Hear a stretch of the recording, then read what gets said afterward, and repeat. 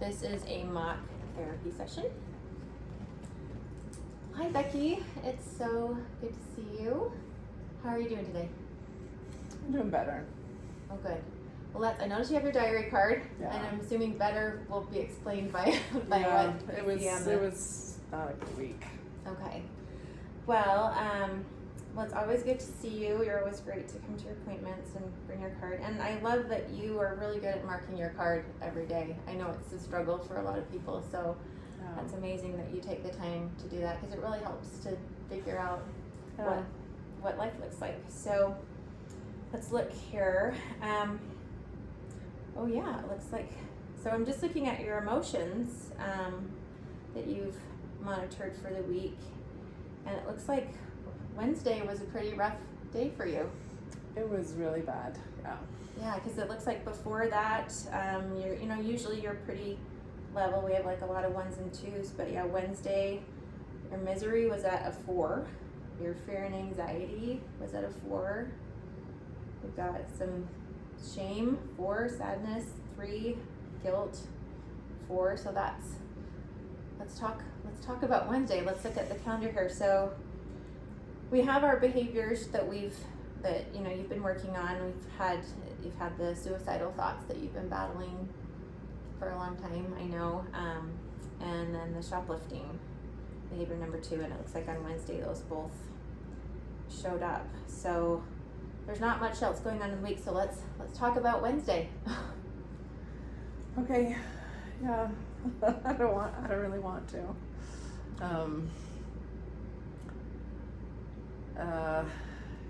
So Wednesday I got up, I had a couple of clients for my design business, and then I remembered that my friend is getting married this weekend, and I hadn't bought some earrings to match the outfit that I'm gonna wear, and so I thought, well, I'll just go between appointments and go shop and get some earrings. And I obviously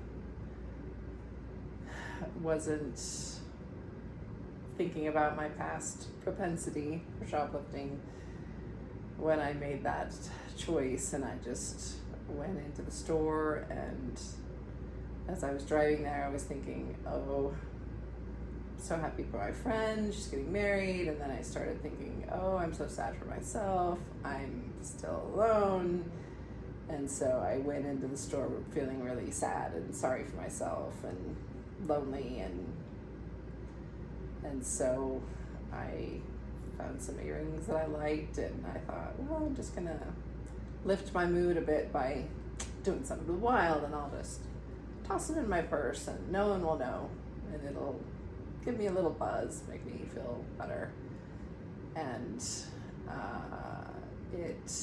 there must have been a camera showing, someone must have been looking at the camera, and they came and saw me or talked to me, and then they called the police, and the police came and arrested me, took me to the station for a while, and then I was just feeling so humiliated, and that I just thought, I can't take any more clients today. I'm just not doing well. So I canceled my other clients for the afternoon and just went home and tried to talk myself out of feeling so embarrassed and guilty, but I just, started thinking, well, I could just leave this whole difficult life, and kind of thought through how I could do it, and decided on a plan, and then went to my garage to look for a rope to hang myself and couldn't find one, and so then I thought, well, I'm hungry, and so I went to make myself something to eat so that I could continue my plan. But by the time I ate, I felt better. I just thought, you know what, you're being stupid, just calm down. And then I just did better the rest of the evening. But yeah, it was a hard day. That was a big day of emotions, Yeah. Becky. Yeah. And this, I mean, we've been working together for a long time, and I know there's been some issues with the shoplifting in the past, and this is just these are a lot of big things to happen at once. Yeah. So I'd like for us, we haven't done this for a while, but just given that your diary card has showed up this way, I'd love for us to do a behavioral chain analysis. I know you don't like those, Yeah. but this just seems like so much, so Yeah. fast, and it would be maybe helpful to kind of rewind and figure out like what triggered all of this, because you've been working hard in therapy, and by your own account you're like, I feel like I'm doing good, right? Yeah. So this is kind of a big thing to have happen. I did want to look real quick on the back. I think I was just so like, wow, Wednesday was so big. Just to look at skills, because you were great about writing down, the urges and how you're feeling, but and it looks like you're really, you're always good at the core mindfulness, and all of that, but there weren't a lot of other skills that were used, so almost like maybe you were just so hit by this out of the blue that, some of the things we talked about maybe, does that feel accurate to you, that maybe you were just like, I don't even... It, truthfully and embarrassingly, the reason why this behavior all of a sudden showed up is because I was doing so well that I stopped taking my medication when I ran out, my bipolar medication. Oh wow, okay. So that's a good place for us to start on our chain analysis. Let's go through this, because that's just, to go from like doing pretty well to, and you've been really successful at managing this suicidal ideation, and so to have this big series of events is something we definitely, so I did want to set an agenda, because we started out big, but of course my first thing is like, let's go to the suicidal ideation first. Are you okay if we start there? I mean, I think the shoplifting kind of started the ball rolling, but we can start with suicide. Right. I mean, because you did get some earrings, but those earrings were for a wedding, not to wear in your casket. So point taken. I think let's go big. So let's talk about, and again, this is all kind of a big event together, so let's kind of break this down together. And then, is there anything else you wanted to, I mean, this is a lot to talk about, but is there anything else that you wanted to make sure we covered in our session today? No, I think this will probably take up our time. Okay, I agree. Okay, so we want to start out, you're used to this, with talking about some vulnerability factors. Like, are there some things in your life that maybe made you more prone to have this massive day, unexpected day? My first thought is you've already shared that you stopped taking your bipolar meds. So tell me about that. Like, what prompted that? You felt like you were doing better. Yeah, I just thought, I don't need these anymore. Look at how well I'm doing in therapy. I'm so good at emotional regulation. I've got all these skills. I don't need a pill. I'm a competent woman. Yeah. Okay. And so when it ran out, I just thought, I'll just try it without it, see what happens. Okay. Guess it wasn't a good idea. How long have you been off your medication? I think it's been 2 or 3 weeks. Okay. So that's obviously a big vulnerability factor that we want to consider. You mentioned a couple of other things when you were sharing about Wednesday. I want to talk about your feelings, because obviously biologically there's been a change in your brain chemistry. That's a big thing, but it seems to me we might have a couple of other vulnerability factors. Yeah. Like let's talk a little bit about the wedding. Yeah. I'm 40 years old, haven't been married, and my friend who's 35 is getting married, and I'm just sad that I'm still alone. Yeah. And it's understandable you'd feel that way. We've talked numerous times about your family values, that you've always wanted to get married, and it's hard for you as much as you love seeing people happy, that's a hard thing. So it's understandable that you're gonna feel a little low on top of not, maybe a lot low on top of not having your medication. Okay, so I think that pretty much, I mean, is there anything else that you can think of that maybe made you more vulnerable on Wednesday, aside from we have some big things? Just have a lot of work. Yeah. A lot of work going on, and trying to get ahead of things so I can go to the wedding, and so just feeling just that load. Yeah. And that's a valid point too. I know you're highly sought after, you're a great designer, and feeling like you want to accommodate your clients on top of, I've stopped my medication, my friend's getting married, I have some complicated feelings. So it's understandable the workload on top of that might have been another tipping point. Okay, so let's identify at what point these suicidal feelings came in, the prompting event. So we know you're vulnerable going into Wednesday. What was the prompting event Wednesday that got you in that space of I want to kill myself? I think standing in the police station was just, here I am, a productive member of society with so many skills and talents, and what am I doing here? I just felt so ashamed and so guilty and so stupid that I would do such. I can afford those earrings. Why did I make that stupid choice? Yeah. I just don't understand my brain. Okay, so you're standing in the police station, talking about all these emotions that showed up on your card as well, the shame, the guilt, and all of that. Like, we see what they look like on your card, but like, how are you physically feeling in that moment when your brain started going to like, I can't do this anymore? Like, what were you physically experiencing? I just felt just like my whole body was drooping. Yeah. Like, what? Just, that's how I felt. Yeah. That's heavy. That's a big thing to have happen in a day that you weren't expecting. No. So what happened next? You're standing at the police station, then what do you do?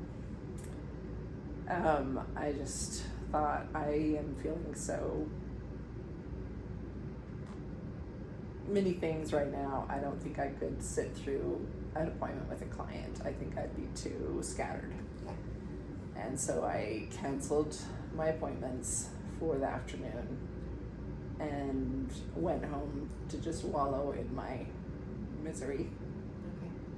So you go home, and what did wallowing look like for you? What does that mean? I just cried and thought about how stupid I was, and just thought, I should just, what's the point? I should just stop. I've got this weird brain that can't function without medicine. I just tired of the fight. It seems like I have to work so hard to be healthy and other people don't. So just wanted to give up. Yeah. And that's when you found yourself starting to think about what giving up would look like. How could I give up? Yeah. I thought of some ways, and I don't really like violence, so it's hard to think of a way. So, I went to my garage and looked for a rope to hang myself and thought, okay, I don't have that, and then I just kind of gave up and just thought, well, I'm hungry, I'm gonna make myself some dinner. Okay. And after I eat, I thought, you know what, Becky, just chill out. It's not that bad. Your life is not that bad. You have a good life, so you just need a good meal and a good night's sleep, and just I started talking myself down. Which you're really good at. But I do want to circle back a little bit, because you went from a place of like, I'm fine, but you were just in a place of, I'm looking for a rope. Yeah. So I wanted to address that suicidal ideation and that urge. In that moment, I mean, you went to look for a rope, so that seems pretty high, but on a scale from 1 to 10, what would you say that urge was like for you? It was maybe a 5, but it didn't last that long because Okay. my life is okay. Okay. It was just, I think it's just part of my brain chemistry, just that impulsive. Right.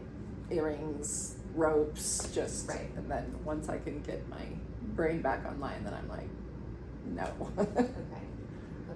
Well, unbeknownst to you, you did use some skills in there. I mean, there was the self-soothing, recognizing like I'm in crisis, but like I'm hungry and I'm gonna soothe that, and that which helped. Yeah. So that's good. But this is a new thing for you to go from just like thinking to actually thinking how I would carry out that plan. Yeah. So I want to make sure we're very aware of that and address that with some skills. Yeah. As we're going through this chain analysis. So I want to, looking at the big picture of the events leading up to these suicidal urges, if you could go back and redo any of that and insert some skills or do things differently, what would that look like? Well, first I would not stop taking my medication. Right, that's going way back. Second, I would think through the pros and cons of shoplifting. Yeah. And third, I would probably, I needed to use a skill before I allowed myself to spiral down to suicidal ideation. Right. And maybe if I had just gone back to work, I could have used the opposite action skill and just said, my value is being dependable to my clients, even though I don't have the right emotional mindset right now or feelings or whatever, I could have just made myself go. Yeah. And this is why you've been so great to work with in therapy, because you know the skills and you pull them out, and I love that you're already able to look back and say, I could have used these skills that have worked for me before in that moment. And especially when you're in a crisis moment where all of a sudden that suicidal urge is bigger than because this is bigger than it's ever shown up before. Yeah. And just honoring that, like we need to make sure that those skills are in place. So I like that you're able to go to the opposite action skill with going back to work, because just knowing you for as long as I have, the fact that you missed clients is so not part of your value system. Yeah. And so that to me again speaks to this suicidal urge is very different than what we have seen before. But I like that you can recognize, hey, had I gone back to work, that could have been another form of self-soothing in a way that you're in your routine and recognizing that you're, not allowing yourself to. And a distraction. Yeah. To like and calm myself. Yeah. So after you ate and felt better, when you say you felt better and talked yourself down, tell me a little bit more about the feelings that you had when you say better. Yeah, I just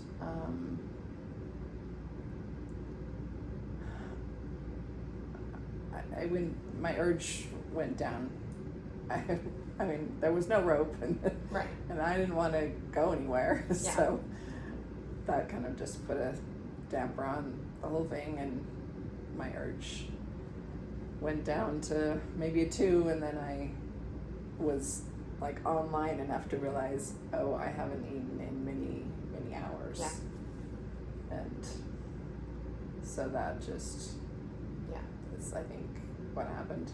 It's hard to know. Yeah, and you kind of pulled in your core mindfulness there and being aware. I do want to, you're so great at the DBT skills that we've already done, but I'd like to apply the pros and cons. We've never done this before, we've done this for shoplifting, but the pros and cons to suicide. Okay. Because I feel like for you, you can pull yourself back into being rational, and it sounds like you had this series of events that was so traumatic and big, and basically like your 2 triggering behaviors were like all lumped into one. I mean, those are some big emotions, so I want to validate that. Yeah. But suicide is a very serious thing, and that you even progressed a little bit is concerning enough, I think, that applying the pros and cons skill would be helpful. Yeah. Just into helping you so that if you find yourself going there going, wait a minute, like I've already planned ahead for this. I know that, you know, these are the pros of suicide and these are the cons. This is what life will look like. Is that something you feel? Yeah, I mean, the pros make it seem so easy, but when I think about the cons, I think, oh, my parents would be devastated. I have multiple employees that are counting on me. That would mess up their lives. Right. People in the middle of renovating their homes that would be super mad. Right. And we have a contract, right? I mean, you've committed that you know you're going to go through this therapeutic process and you're not going to take your life. So that's I always have to throw that in on your cons list. Yeah. I am dependable to a fault. So that's true. I like to keep my word. So if I could. Yeah, I think pros and cons works really well with my brain. Yeah, it seems like it does. So, and it already seems like I want to ask you like how likely it is that you're going to use that skill. But I mean, if you find yourself in another situation that's escalated like this, like what are, on a scale from 1 to 10, how likely are you to use pros and cons? If I'm on my medicine or if I'm not. Yeah, that's your valid point. Those are different scales. Yeah, I need to get back on my medicine because I'm able to be in my wise mind better. Right. When I'm more even instead of up and down. Right. So I'm just gonna say that if I'm on my medication, I can think really logically. So like an 8. All right. 8 out of 10. Okay. And I want to start with this is a separate thing that obviously came up, but with starting your medication again, I mean that sounds like something that's important that you recognize that you need to do. How likely are you to start your medication? Yeah, I mean 10 out of 10. Okay, so you're going to contact your doctor right away. Yeah. I don't want this to happen again. Yeah, I don't either, because that would mess things up for us. Yeah. So. Okay. All right. Well, I appreciate you being always so open and honest. That's why these diary cards are so helpful for us, just to, you know, because that also could be an event. If you didn't write it down, the logical you might brush it off a little bit. But since those are 2 behaviors that you've identified that are important for you to work on, I am really happy that you were able to just honestly say like, hey, I had a pretty good week, and then, you know, all shit hit the fan, and you know, things changed. So recognizing that. All right. Well, looks like we can delve a little bit more. And how are you feeling about the shoplifting thing? Do you feel like we've kind of covered that, because we have some time left in our session if you want to work on that? Yeah, let's work on that a little bit. Okay, we can kind of go through and talk about like what that could look like and use some other skills for that as well. Okay. Okay, sounds great.